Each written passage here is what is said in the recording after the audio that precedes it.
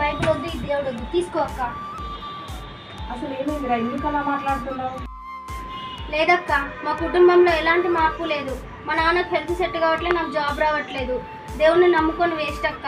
అందరికి దేవుని నమ్ముకున్న వాళ్ళందరి కుటుంబాలలో ఆశీర్వాదం ఉంది. మా కుటుంబంలో ఎలాంటి ఆశీర్వాదం లేదక్క. నాకు ఈ దేవుడే వద్దక్క.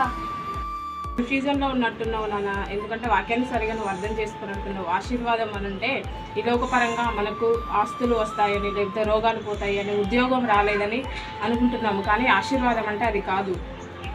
అందుకే కదక్క మరి దేవుని నమ్ముకునేది. రోగాలు పోవాలి, జాబ్ రావాలి, సమస్యలు తీరాలనే కదా దేవుని నమ్ముకునేది. సమస్యలు తీరాలనే కాదురా, సమస్యలను జయించి నిత్య జీవాన్ని చేరుకోవడం కోసం మనము దేవుని నమ్ముకోవాలి. ఓ అవునా, మరి ఆశీర్వాదం మా కుటుంబంలో ఉండట్లేదు. నిజమైన ఆశీర్వాదం అంటే ఏంటక్క? ఆశీర్వాదం అనంటే నువ్వు అనుకున్నట్టుగా వాక్యానుసారంగా అది నిజమైన ఆశీర్వాదము కాదు నాన్న. ఆశీర్వాదం అంటే ఇప్పుడు మనం అబ్రహామును తీసుకున్నాం.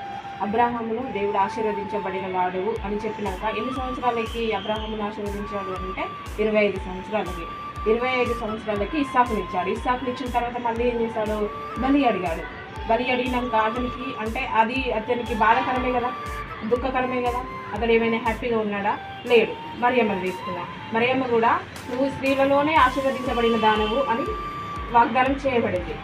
తను అంటే స్త్రీలలోనే నువ్వు ఆశీర్వదించబడిన దానవు అని చెప్పిన తర్వాత తన జీవితంలో యేసుక్రీస్తు మరణించేంత వరకు ఏమైనా హ్యాపీగా ఉందంటే లేదు. యోబు గారిని తీసుకో. యోబు గారు శ్రమలను తట్టుకోలేక ఇక నేను మరణిస్తే చాలా బాగుండు అనేటువంటి స్థితికి వెళ్ళిపోయాడు.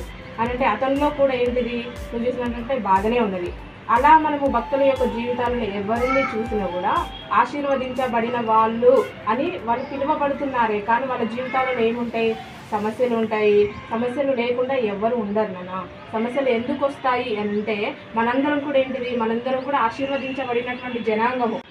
ఆశీర్వదించబడినటువంటి భక్తుల యొక్క జీవితాలను మనం పరిశీలిస్తే వాళ్ళు కూడా అనేకమైనటువంటి శ్రమలను అనుభవించారు. రంపాలతో కోయబడ్డారు, రాళ్లతో కొట్టబడినారు, హతసాక్షులైపోయారు.